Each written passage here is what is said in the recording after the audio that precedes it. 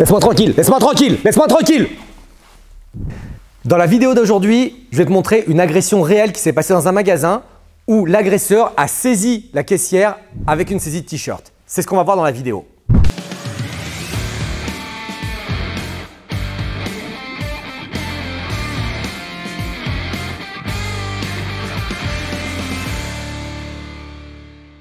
Avant de te montrer la vidéo et d'analyser la vidéo avec toi, je te propose de rejoindre ma liste privée d'emails pour recevoir les emails qui peuvent te sauver la vie. Dans ces emails, tu vas recevoir régulièrement, chaque semaine, une véritable formation complètement offerte où je pourrai te proposer des vidéos sur la technique, la tactique, le physique, le mental. Pour pouvoir rejoindre cette liste privée, tu pourras trouver le lien sous la vidéo.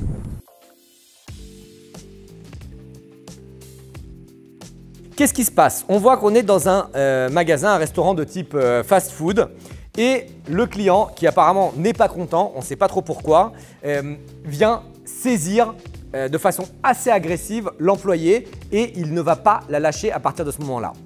Donc, il y a plusieurs choses à comprendre dans cette vidéo. Alors, je vais te montrer le début, comme ça tu peux voir exactement ce qui se passe. Donc, on voit le client à gauche et l'employé à droite. Et il vient la saisir et la ramener avec agressivité vers soi. Et il tient quelque chose dans la main. D'accord? Dans la main gauche, il tient quelque chose. On ne sait pas bien si c'est son ticket ou pas, mais en tout cas, il est en train de lui montrer le ticket. Alors certes, c'est quand même assez agressif la façon dont il a saisi et dans la façon dont il la tracte vers lui. Mais ce que je veux te montrer, c'est qu'il n'a pas envoyé de frappe. D'accord? Il n'a pas envoyé de frappe. On peut se poser la question, est-ce que ça constitue une agression et ça constitue une agression? Mais au final, il saisit avec une main et il montre avec l'autre main quelque chose.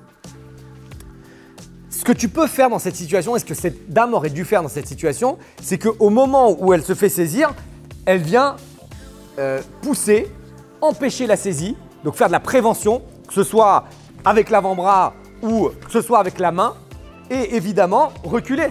Okay? Pourquoi? Parce qu'il y a le comptoir entre les deux. Donc moi, quand j'ai fait la démonstration, je suis sorti de l'axe. Mais étant donné qu'il y a le comptoir entre les deux, quand il vient saisir, si je fais juste ça, c'est fini. Il ne peut plus avancer. D'accord? Et communiquer. Donc ça, ce sont des exercices de prévention. Et évidemment, pour faire un exercice de prévention, il faut être aux aguets.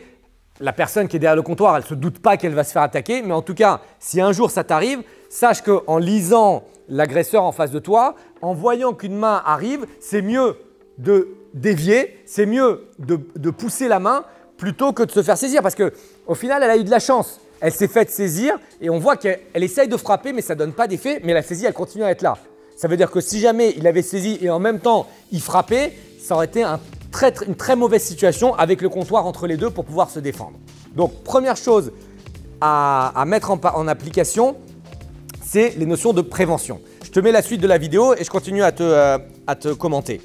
Donc, tu vois là, on peut voir, elle essaye de mettre le maximum de frappes, mais la personne protège un peu sa tête. Et puis probablement que les frappes de cette dame sont pas très efficaces, ne sont pas au bon endroit parce qu'elle frappe sur la joue et pas vers les yeux ou pas vers la gorge. Après, évidemment, on ne va pas frapper vers la gorge ou vers les yeux puisqu'il n'y a pas une situation de danger ou de mort. C'est une saisie de t-shirt. Mais en tout cas, il n'y a pas d'effet. La saisie reste là. Il y a quelqu'un qui vient l'empêcher, qui vient essayer de la tenir en arrière. Finalement, la personne change. Et elle a la bonne idée de passer de l'autre côté et d'aller retirer le client parce qu'au final, c'est plus facile de retirer le client, c'est plus efficace de retirer le client plutôt que d'essayer de tirer cette dame qui se fait agresser vers l'arrière.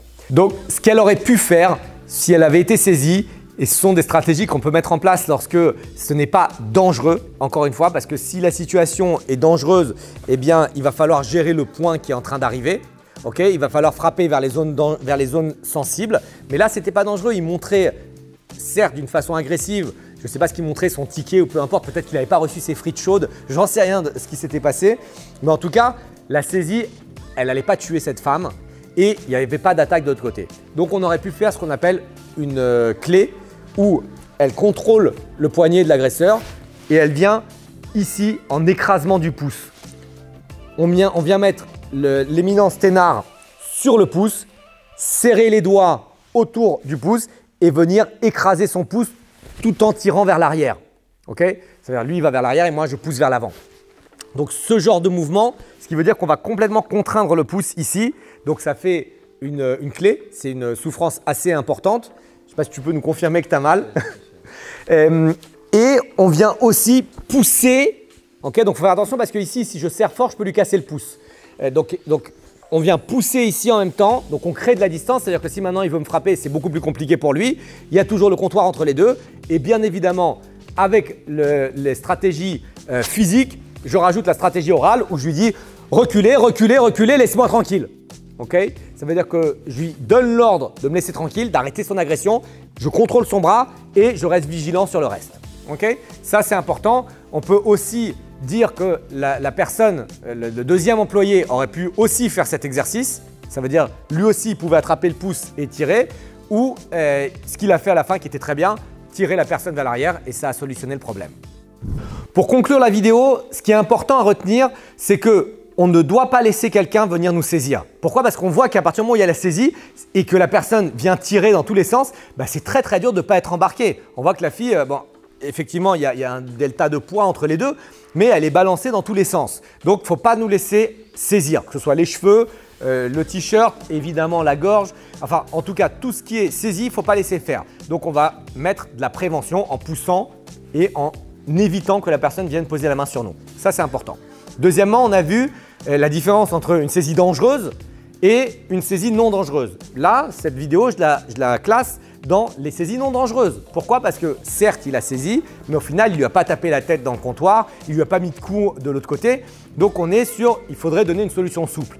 Et pour les solutions souples, le fait de travailler sur des clés de pouce, le fait de travailler sur une autre personne qui vient aider en aide à une tierce personne, c'est les solutions et c'est les stratégies qu'il fallait mettre en place.